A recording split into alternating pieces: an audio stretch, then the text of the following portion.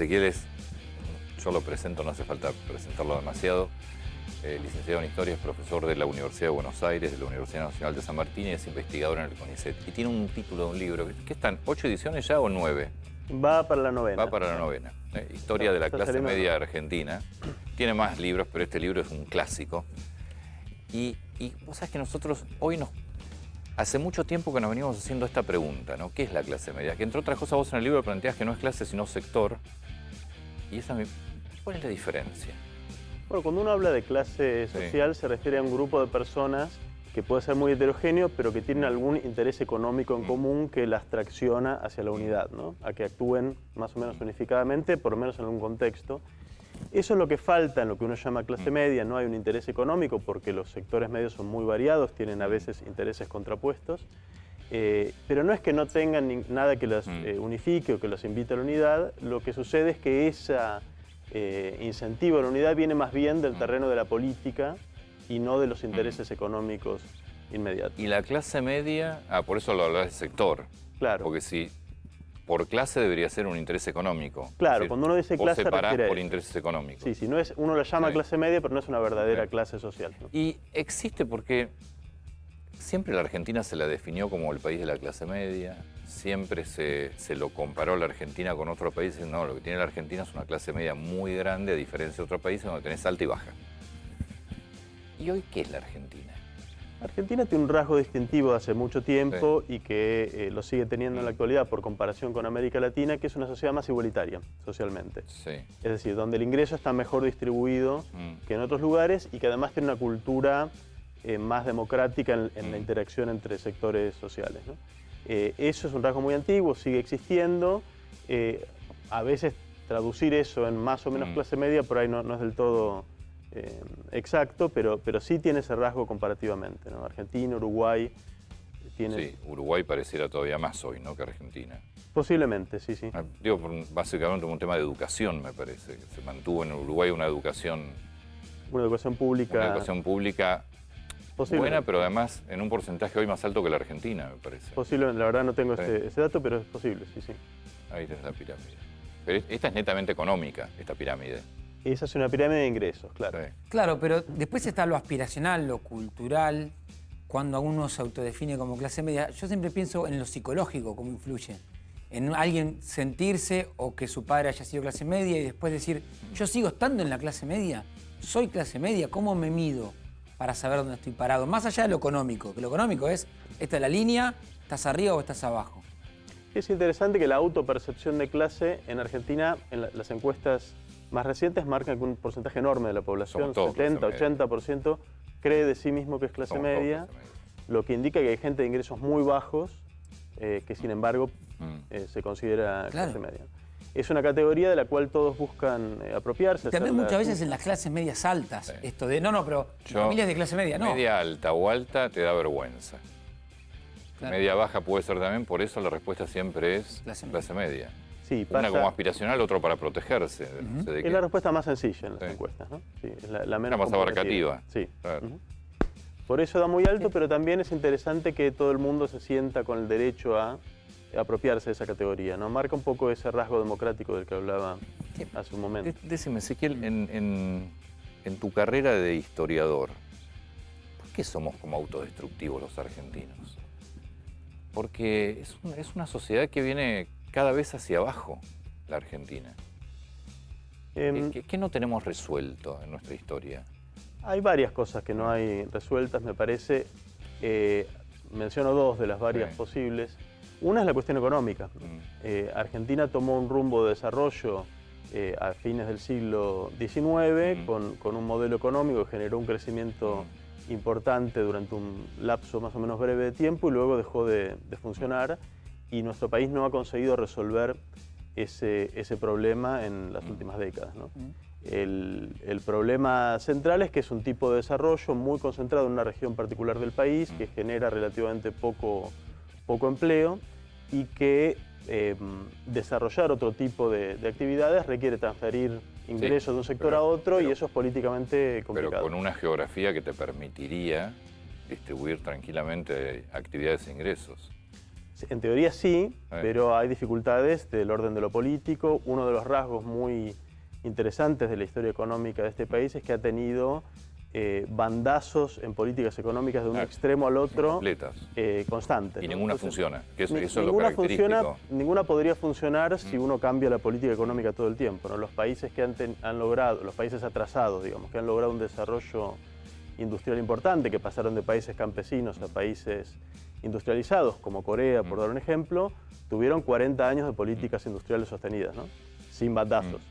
Eso es lo que no ¿Y ese antagonismo lo ves también en esto que se plantea de, digamos, al tener dos extremos tan marcados en ese punto? ¿Es por la destrucción del enemigo, por un concepto tan equivocado de, bueno, el país tiene que ser esto, y otro sector que dice el país tiene que ser completamente lo opuesto, y es una disputa que no tiene un ganador y un perdedor? Bueno, ese conflicto económico, que es una disputa por cómo usar el excedente que generamos como sociedad, ¿no? ¿Cómo y dónde? ¿En qué actividades? ¿Para qué sectores sociales? Eso es una disputa que está combinada con otro desacuerdo que tiene que ver con cómo nos vemos como país. Argentina es también otro rasgo distintivo que tiene, un país que no ha logrado construir una visión hegemónica acerca de quiénes somos, Sí. Sino que tiene visiones contrapuestas, ninguna de las cuales es capaz de desplazar a la otra, ¿no? Hay una visión de una Argentina más bien centrada en la pampa húmeda, más bien centrada en el desarrollo económico agropecuario en la ciudad de Buenos Aires, la idea de la Argentina que desciende de los barcos, blanca, europea. Sí, Córdoba, que es otro país. Y luego está, bueno, una visión de una Argentina con otros rasgos, ¿no? Una Argentina más integrada a lo latinoamericano, más variada étnicamente, ¿no? Hay muchas dificultades para verse en un mismo espejo en una población que no ha terminado de aceptarse una a otra como parte de un mismo país. Bueno, eso es parte saliendo un poco de la clase media, pero vos como historiador, ¿cómo definirías la Argentina hoy? Porque en algún momento vas a tener que escribir de la Argentina hoy. ¿Cómo la definís? En términos políticos. Sí, vos contame cuando vos me quieras contar la historia hoy de la Argentina, ¿dónde te parás? ¿Qué es lo que ves hoy de la Argentina? Bueno, lo primero que marcaría es que se profundiza ese conflicto resuelto en torno de la economía, combinado con las visiones contrapuestas de país, ¿no? Esto que a veces llamamos la grieta, término periodístico que se difundió mucho, marca ese desacuerdo, ¿no? Lo veo como un desacuerdo que se va profundizando y se va radicalizando en las posturas, en el sentido de que la disposición a enfrentar al enemigo político de manera cada vez más intolerante es claro, creciente, en ¿no? lugar de ser cada vez es más profunda la grieta. Yo lo veo que sí, Sí. me parece que sí, en esos términos, ¿no? Hay un crecimiento sobre todo en una derecha más radicalizada que no habíamos tenido en este país anteriormente, ¿no? Una derecha... Ahí si lo pones en términos hoy electorales, aparece un Milei, un expert de esa derecha más radical. Aparece un Milei, un expert, pero también la derecha del PRO, de Está Juntos, más radicalizada. Está más radicalizada y con más disposición a mostrarse en su diferencia, ¿no? Hay que recordar que, por ejemplo, en la campaña electoral que llevó a Macri a la presidencia, el PRO se presentaba públicamente como un partido de izquierda, inclusive, ¿no? Hasta sus referentes usaban esa palabra para definirlo. Hoy tenés dentro del PRO, bueno, son los halcones y las palomas, ¿no? Ellos mismos. Hoy eso ya no sucede. Sí, hoy no imaginaríamos un Macri en un acto con Moyano con un busto de Perón, que fue en 2014. Hoy Macri lo que está diciendo que tiene cercanía con un personaje como Milei, ¿no? Eso es un corrimiento hacia la derecha que me parece que también acompaña parte del electorado que se ha corrido en ese sentido, ¿no? ¿Imaginás resurgimiento de partidos políticos otra vez en la historia? Porque hoy son frentes. Hoy hablar de partidos, sí, el radicalismo está creciendo, pero hoy son elecciones de frentes.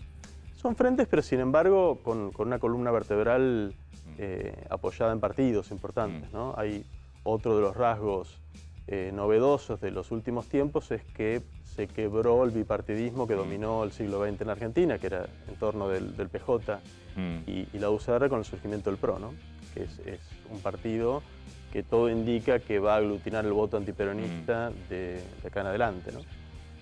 Así que esas expectativas que había de la desaparición de partidos, por lo menos por ahora no... Y no hay lugar para terceras fuerzas, ¿no? Bueno, es difícil saber eso, realmente. Porque en la historia reciente, digo, en general, cada vez que aparece una tercera fuerza dura, ¿cuánto? Una elección, 2 elecciones, y después desaparece. Y aparece muy fuerte y de repente desaparece. Bueno, pero el PRO cambió esa tendencia. Fue una tercera fuerza que logró posicionarse como el polo dominante de este nuevo bipartidismo que se está rearmando ahora. Desde la capital federal. Que es lo que decías antes, 2 visiones y desde la ciudad de Buenos Aires. ¿Qué estás escribiendo?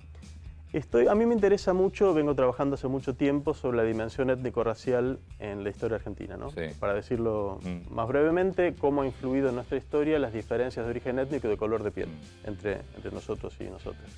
Hace tiempo que vengo trabajando con eso, escribí un libro sobre el criollismo en relación con ese tema y ahora estoy trabajando sobre el carnaval, cómo los carnavales fueron un escenario en el cual se discutieron esas diferencias. Ayer fue el Día de la Tradición, del criollismo y demás, habló muchísimo ya. Claro. Gaucho, Martín Fierro. Exactamente, sí, de eso estuvimos hablando un poco. ¿Cuál fue el primer carnaval en la Argentina? No, carnaval hay desde tiempos de la colonia, ¿no? Es una celebración muy antigua. Uno se olvida hoy el tamaño que tenían los carnavales. El carnaval en la ciudad de Buenos Aires a finales del siglo XIX era más grande que el carnaval de Río, era realmente una masividad enorme. Era una celebración ineludible del año y luego en el siglo XX se fue... Yo me acuerdo del carnaval de chico, de hecho era feriado carnaval, después dejó de serlo y ahora volvió a hacerlo.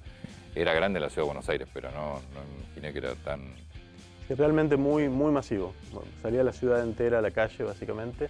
Está un poco olvidado eso, así que estoy interesado en recuperar esa historia. Muchas gracias por la visita. Gracias a ustedes por la invitación. Jacinda Ardern, la primera ministra de Nueva Zelanda, es conocida por hacer muchos vivos de Facebook, donde va contando en un tono muy informal desde su